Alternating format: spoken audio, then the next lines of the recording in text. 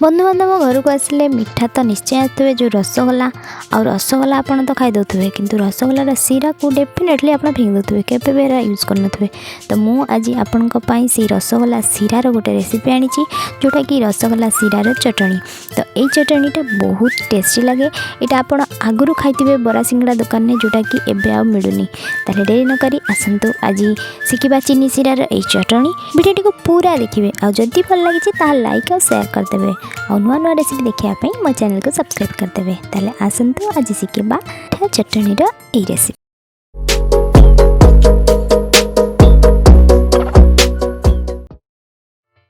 मीठा चटनी बनवाई मुझे किसी मसला जोटा कि पान मधुरी नहीं गोटे चामच, किसी नहीं कस्तूरी मेथी जोटा कि हाफ चामच, गोटे चामच गोटा जीरा, आउ नेबा गोटे चिमुटा जस्ट हिंग जोटा कि हेंगू, गोटे चामच नेबा छोट चामच रे गोलमरीच गोटे चामच, आउ हाफ चामच लंका गुंड,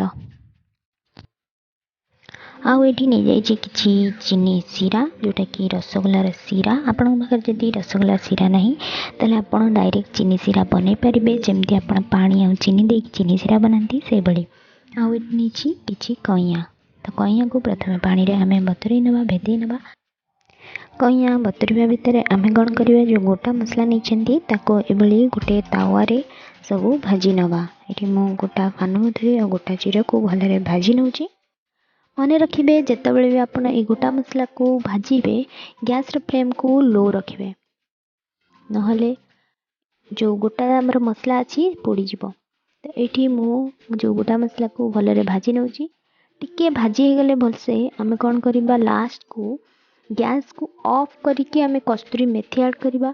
कारण कस्तूरी मेथी को बेसी हिट दरकार नहीं सेटा जस्ट गैस ऑफ होला परे मो तावा रे जतिकी हमर हिट अच्छी गरम अच्छी तावा से हो।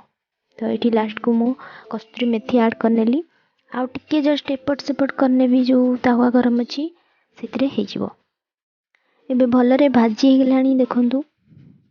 तो भलरे भाजी गला परे आपण तो कौन करिवे ना शिल हो किंबा आपणकर जो अच्छी छेचा ता देहरे आपण को गुंड कर दे परिबे। ग्राइंडर रे भी करि परिबे किंतु तार से बास्ना आसीबनी।